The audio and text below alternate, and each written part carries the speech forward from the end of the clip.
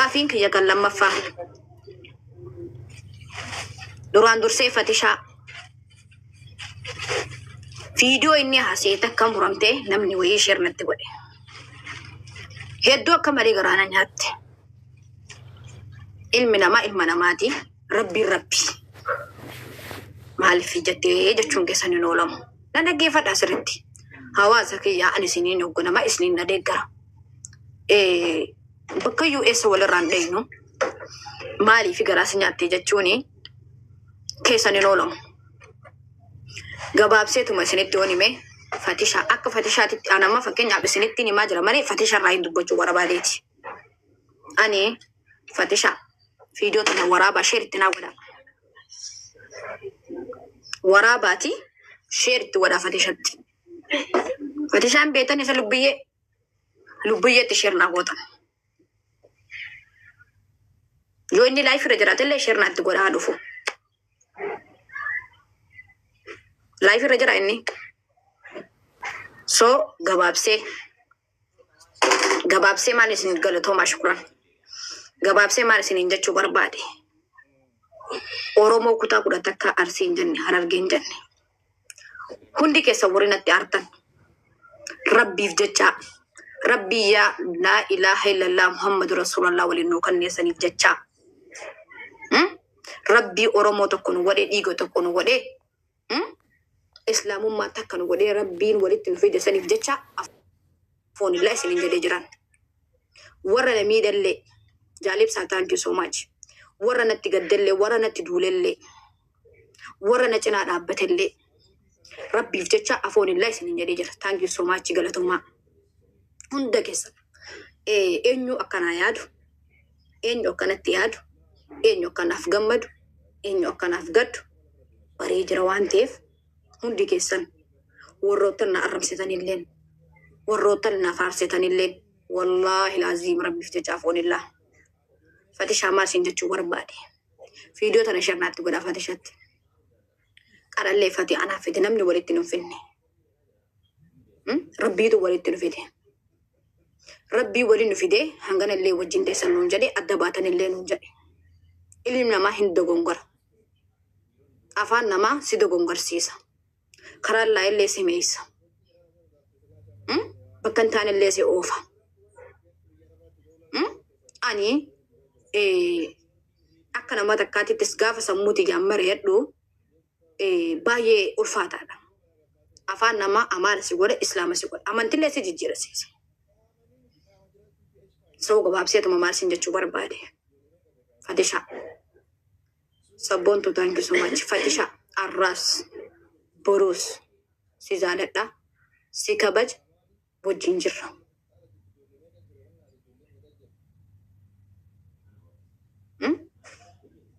Ummata Arsiitillee hanganatti artan rabbiif jecha rabbii guyyaa qiyaamaa ruuyi nu keessaa fudhatu san yoo sanitti amantan yoo yaa ilaaha illallah muhammadu rasuulullah walitti qaban rabbiif jecha afoonillee dhiifamanaaf godhaa akka isin na jaalattanillee nan beeka natti artan malee akka nan jibbine nan beeka akka kufaatii kiyyaa fi miidhaa kiyyan barbaanne nan beeka akka isin na jaalattanillee nan beeka so afaan namaa si miidhaas si maraachaas si fayyisaas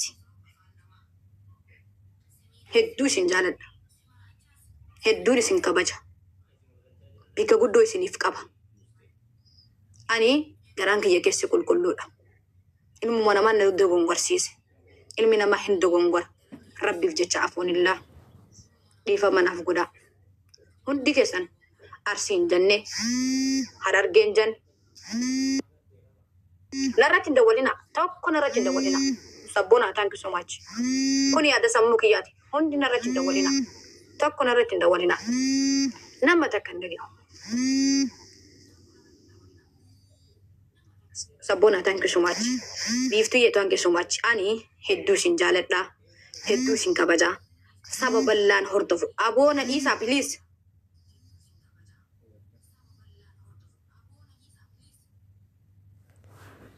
Ara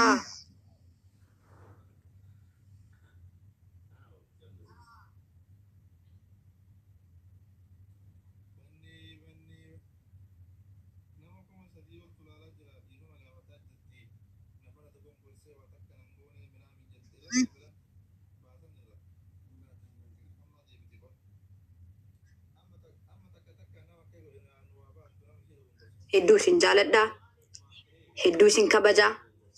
Ani Harargee bakka bu'u, Fatishaan Arsii bakka bu'u, nuti tokko kutaa bulqoqqoo hundikimii nuun qabu, hedduu isin jaaladha, hedduun isin kabaja. Nama 3,100 takka irratti namni garaa keessaan laal akki jedhan nama dhiiga si yoo baase aannan obaasiitu jira. Ani miidiyaa kana Fatii fidii niin fida, Fatiis nan fida laayif illee seen Fatishaa dammoo ati waan siin jechuu barbaade waraabbadha fiidootan. Fatii namni walitti nu fide, namni qarallee walitti nu fide. Anaaf ati rabbiitu walitti nu fide.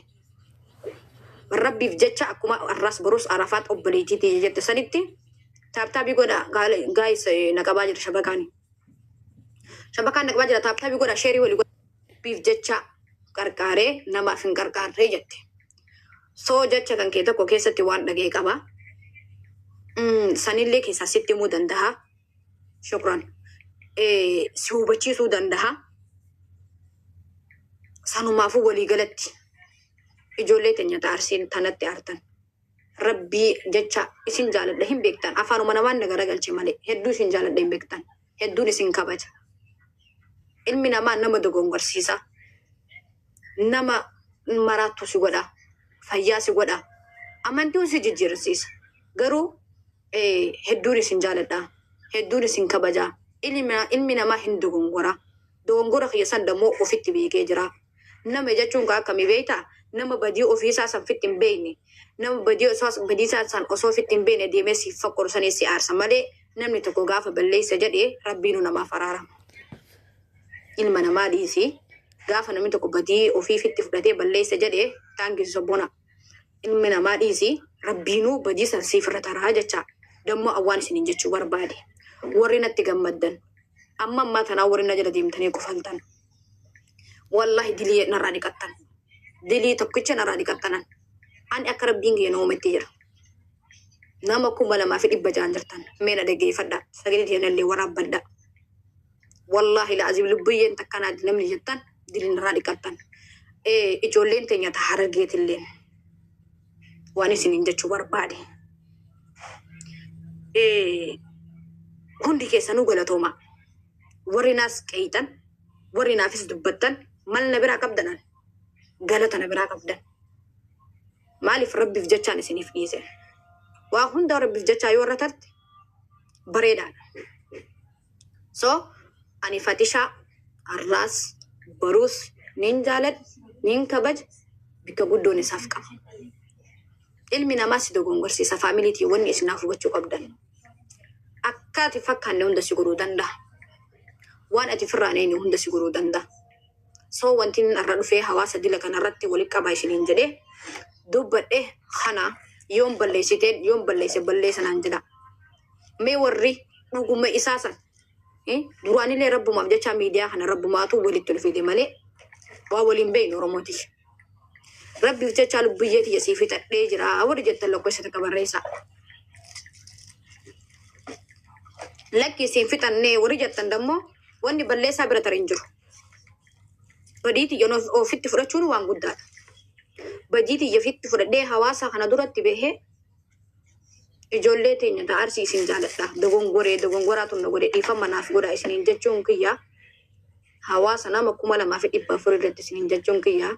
Waan isin jaaladduuf, waan isin kabajuuf. Afoon illaa isiniin jedhee jira. So anarraa afoon illaa isiniin jedhee dhiifama isiniin jedhee yoo isin deemtaniituma arraba natti baastanii natti kofal